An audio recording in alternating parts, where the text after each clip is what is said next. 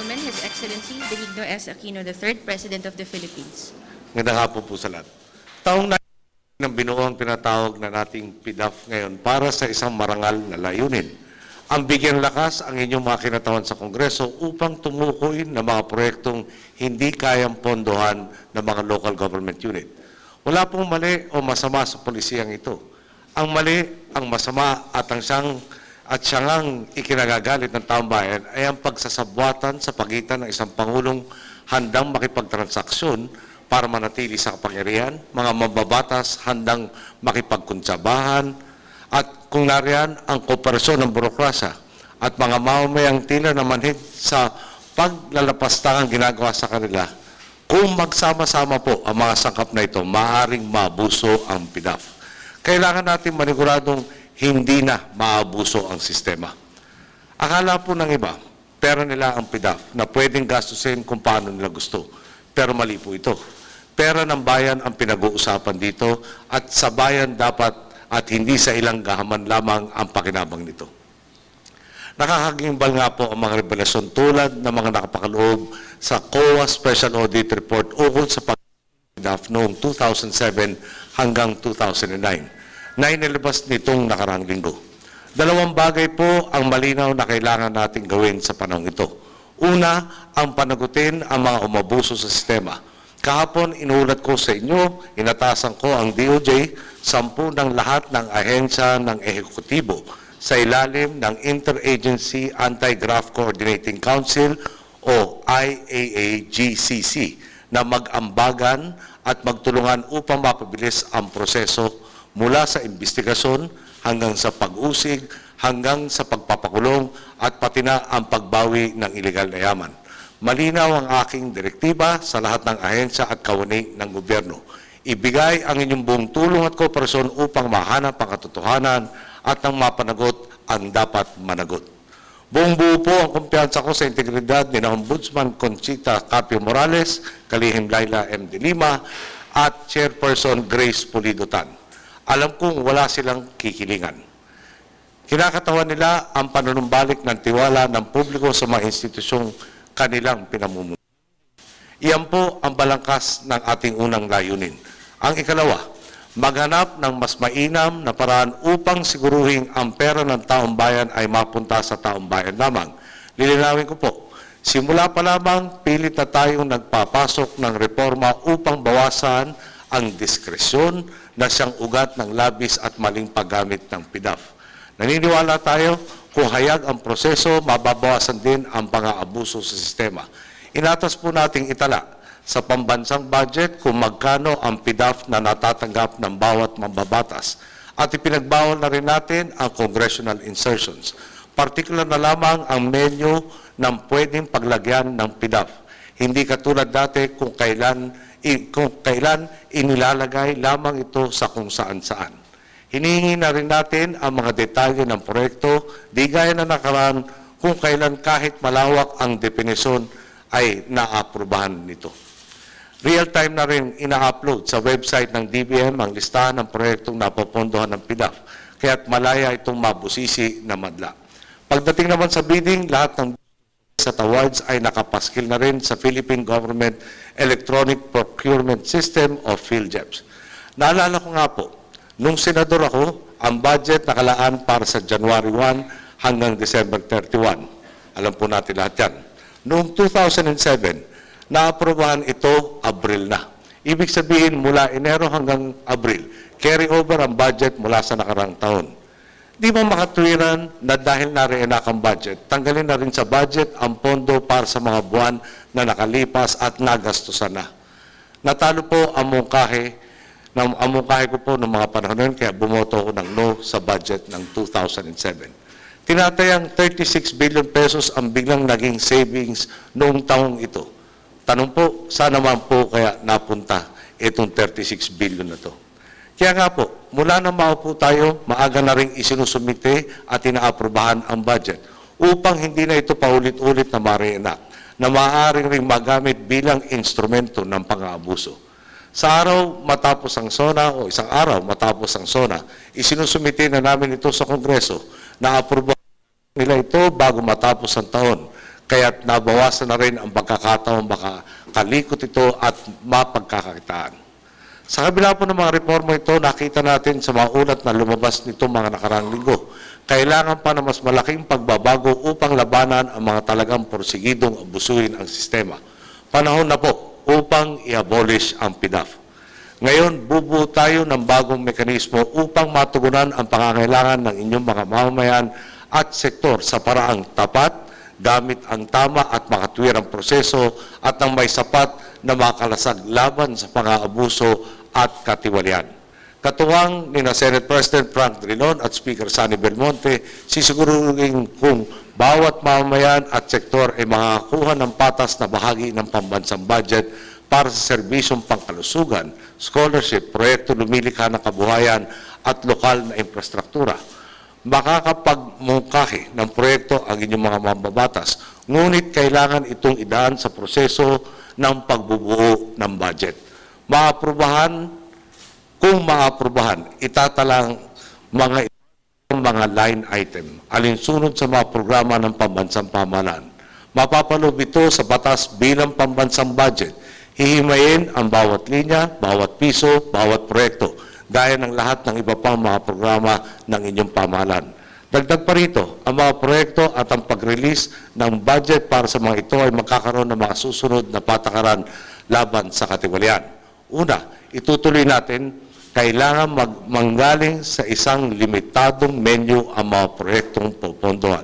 Ikalawa, ngayon bawal na ang mga tinatawag na consumable na soft project tulad ng fertilizers, punla, gamot, medical kits, pati rin pustiso, paliga, training materials at iba mga bagay na hindi masusuri kung totoong may kinahihinatnan o kung nagmumulto at pinagkakakitaan lamang.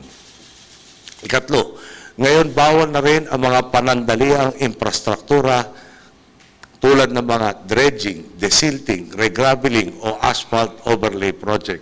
Kaapat, bawal na rin padaanin ang pondo sa mga NGO at piling GOCC ng ZIREC at NABCOR. Bubuhuin na po ang mga GOCC na ito at iba pang tulad nila na paulit-ulit na ginagamit sa kunsabahan at parang wala namang ibang silbi kundi ang maging instrumento ng katiwalian. Ikalima, ngayon limitado na sa distrito o sektor ng mababatas na nag-sponsor ang kanyang panukalang proyekto. Kaanim, ipagpapatuloy natin ang tapat at bukas na bidding para sa bawat proyekto. Kailangan ipaskil sa Philippine Government Electronic Procurement System o PhilGEPS ang lahat ng mga bid notices at awards.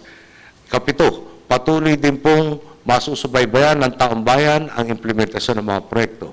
Ihahayag ito ng buo sa website ng DBM at kaukulang ahensya, pati na sa National Data Portal ng gobyerno. Inataso ko na si Secretary Abad ng DBM na kumonsulta kina Speaker Belmonte at Senate President Drilon upang pandayin ang mekanismo at isumite ito kagad sa akin. Ilalatag natin ito upang ang maalokasyon sa bawat distrito ay mapabilang na sa ating pambansang budget simula sa panukalang budget ng 2014. Gagana lamang po ito kung makikisa at makikilahok kayo. Ihayag po ng buo ang impormasyon, suyurin at kilatisin po natin ito. Nananawagan akong makiambag at magsikap ang bawat isa gaya ng pakikiambag at pagsisikap ng inyong gobyerno. Sama-sama natin pagtibayin ang pananagutan at katapatan upang masigurong ang pera ng bayan ay ginugugol sa paraang makatarungan at tunay ninyong napapakinabangan. Maraming salamat po at magandang tanghali po muli. Thank you, Mr. President. The President is accompanied by Senate President Drilon and Speaker Belmonte. Mr. President, your first question will come from Marie Peña Ruiz of PBS Radyo ng Bayan. Magandang hapon, Mr. President. Malinaw naman po na paliwanag ninyo na yung pork barrel per se ay hindi naman masama. Sir, gusto ko lang malaman kung ano na lang po ang inyong mensahe doon sa mga patuloy na ipinagpipilitan na dapat pong mabuwag na itong pork barrel. Yung palagay ko, gamitin ko na yung sinabi, pagkabasa ko ninong baga si Congressman Sarmiento, no? Pinopondohan yung mga scholarships. Kasalukuyan nag-aaral ngayon itong ating kabataan.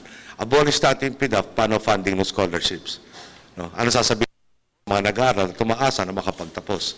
Palagay ko, hindi naman yata makatuwiran na wala sila kasalanan, biglang tatanggalin natin yung kanilang pagkakataon na matuto. Meron naman ho talaga mga napapagamot sa mga specialty hospitals at saka sa mga regional district hospitals. Tanggalin natin ulit yung pondo. No? Pag hindi nasaklaw ng PhilHealth or meron pang kulang mula doon sa PhilHealth, paano kaya ang gagawin natin dito sa mga umaasa dyan para mapagamot ang kanilang mga karamdaman? At marami pa mga ibang bagay.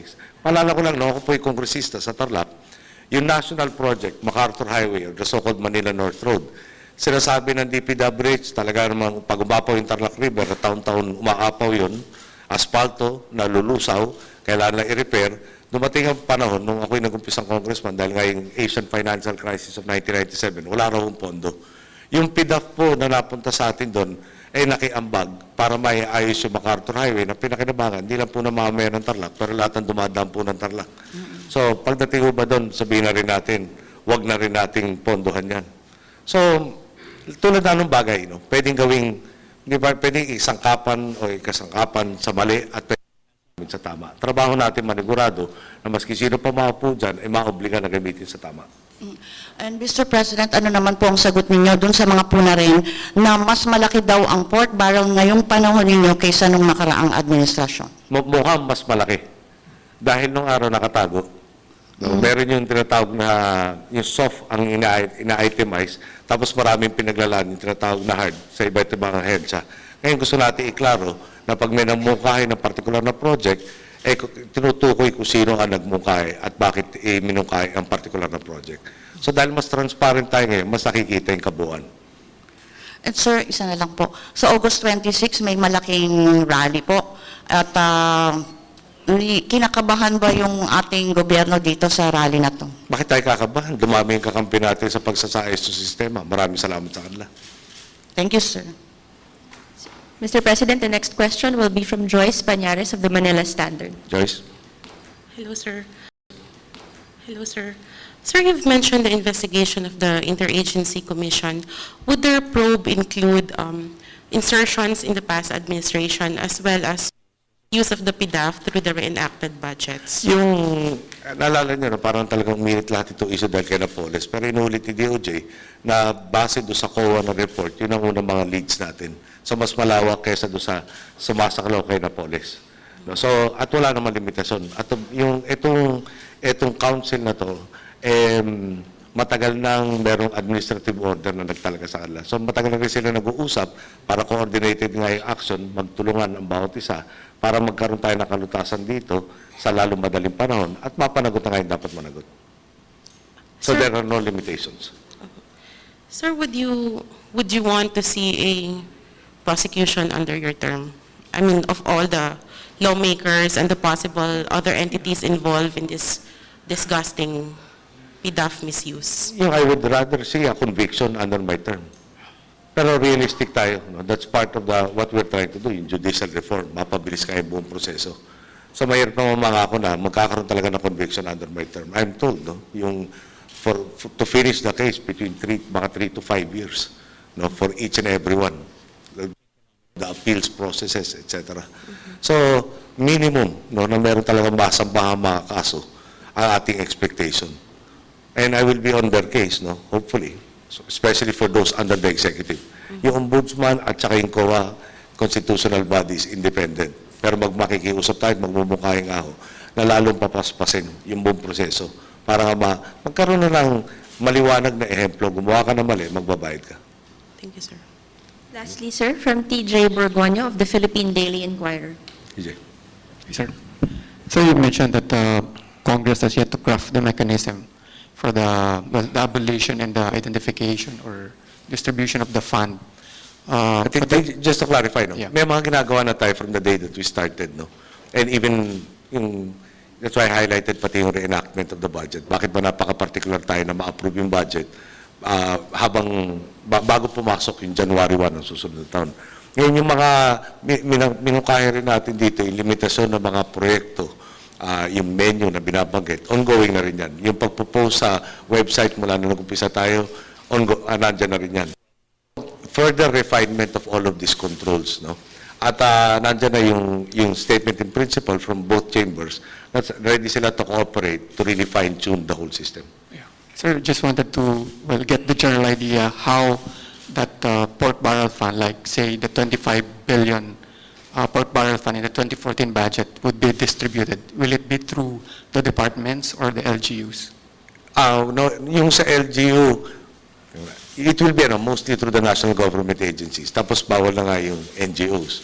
Tapos yung pagbababa sa LGU, kung meron man matitira, baka very, very, very limited.